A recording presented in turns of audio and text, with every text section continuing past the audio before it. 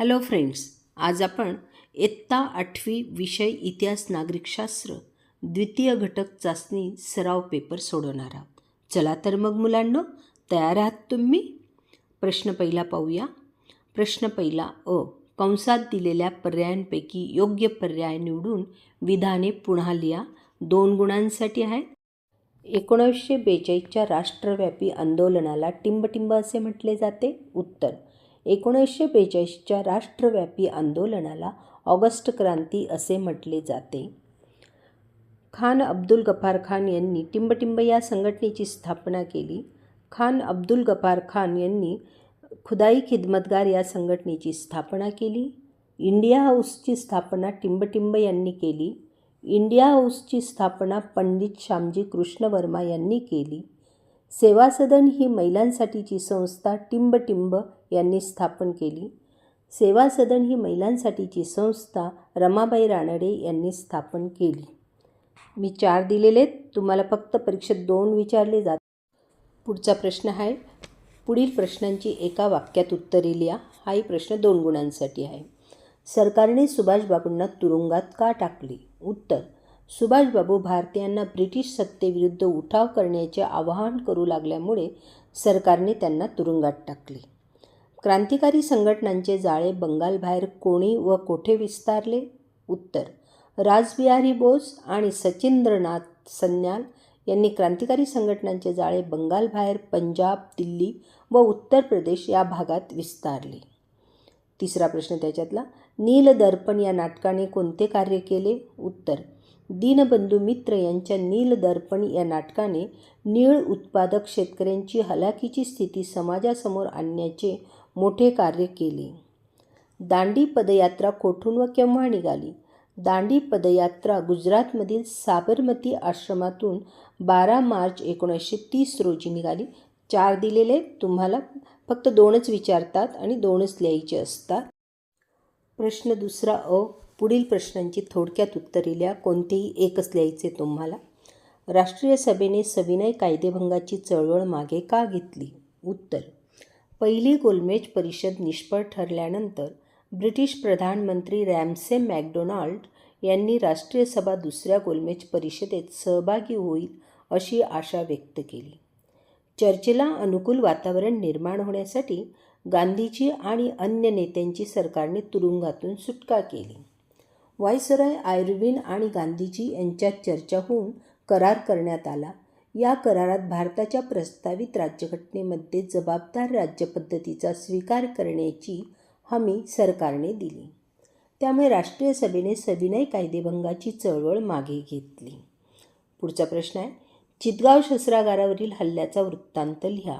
उत्तर: आपल्या साथीदारांच्या साहाय्याने सूर्यसेन यांनी चितगाव शस्त्रागारावर हल्ला करण्याची योजना तयार केली. 18 एप्रिल 1930 रोजी या क्रांतिकारकांनी चितगावमधील 2 शस्त्रागारांवर हल्ला करून शस्त्रास्त्रे ताब्यात घेतली. टेलिफोन व टेलिग्राफ यंत्रणा तोडून टाकल्या. संदेशवहन यंत्रणा ठप्प करण्यात त्यांना यश मिळाले. चितगाव शस्त्रागारावरील हल्ल्यानंतर लवकरच या सर्व क्रांतिकारकांना पकडण्यात येऊन फाशी दिली गेली. पुढचं आहे. पुढील विधाने सहकारण स्पष्ट करा. एकच लिहायचे तुम्हाला. प्रति सरकार जनतेचे प्रेरणास्थान ठरले. उत्तर: चले जाव चळवळीच्या काळात भारतात अनेक भागात प्रतिसरकारे स्थापन झाली. या सरकारांनी कायदा व सुव्यवस्था टिकवण्याचे आणि गुन्हेगारांना शासन करण्याचे काम चोखपणे केले. सावकारशाहीला विरोध केला. साक्षरता प्रसाराचे काम केले. दारूबंदी, जातीभेद निर्मूलन अशी समाजसेवेची कामे केली. या विधायक कामांमुळे प्रतिसरकारे जनतेची प्रेरणास्थान ठरली. चाफेकर बंधूंनी रँडचा वध केला.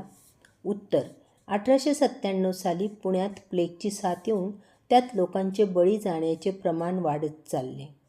प्लेगचा बंदोबस्त करण्यासाठी रँड याची प्लेग कमिशनर म्हणून नियुक्ती करण्यात आली. पुणे प्लेगपासून मुक्त करण्यासाठी रँडने स्वच्छता मोहीम राबवून लोकांवर जुलूम जबरदस्ती केली. याचा बदला घेण्यासाठी चाफेकर बंधूंनी रँडचा वध केला. दिलेल्या पर्यायांपैकी योग्य पर्याय निवडून विधाने पुन्हा लिहा. 2 गुणांसाठी 2 आहेत.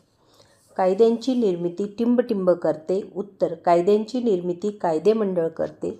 सध्या आपल्या देशात टिंबटिंब उच्च न्यायालय आहेत. सध्या आपल्या देशात 24 उच्च न्यायालये आहेत. तिसरं, राज्यपालांची नियुक्ती टिंबटिंब होते. राज्यपालांची नियुक्ती राष्ट्रपतींकडून होते. पुढील प्रश्नांची उत्तरे लिहा. फौजदारी कायदा. गुन्हेगारी संबंधीचे कायदे फौजदारी कायद्यात समाविष्ट होतात. चोरी, घरफोडी, हत्या, दहशती कृत्य, हुंड्यासाठी छळ इत्यादी गुन्हेगारी कृत्यांविषयीच्या याचिका फौजदारी कायद्यानुसार चालतात. या गुन्ह्यांबाबत पोलिसांकडे प्रथम माहिती अहवाल म्हणजेच FIR दाखल करावा लागतो. या अहवालानुसार पोलीस गुन्हेगारांचा तपास लावतात. तपास करून पोलीस फौजदारी कोर्टात खटला दाखल करतात. गुन्हा सिद्ध झाल्यास गुन्हेगारांना गंभीर स्वरूपाच्या शिक्षा दिल्या जातात. पुढचं आहे, सर्वोच्च न्यायालयाची कार्य स्पष्ट करा. उत्तर, सर्वोच्च न्यायालयाची कार्य पुढीलप्रमाणे. केंद्र शासन विरुद्ध एक किंवा अनेक घटक राज्य, केंद्र शासन व काही घटक राज्य विरुद्ध काही घटक राज्य, घटक राज्य विरुद्ध घटक राज्य यांच्यातील तंटे सोडवणे, नागरिकांच्या मूलभूत हक्कांचे संरक्षण करणे, आपण दिलेल्या तसेच कनिष्ठ न्यायालयांनी दिलेल्या निर्णयांचा पुनर्विचार करणे, सार्वजनिक महत्त्वाच्या प्रश्नांवरील कायदेशीर बाजू समजून घेण्यासाठी राष्ट्रपतींनी सल्ला विचारल्यास तो देणे. विद्यार्थी मित्रमैत्रिणींनो, अशा पद्धतीने आज आपण सराव चाचणी सोडवलेली आहे. व्हिडिओला लाईक अँड शेअर करा, सबस्क्राईब करा. डिस्क्रिप्शनमध्ये लिंक दिली आहे, ती अवश्य पहा. धन्यवाद.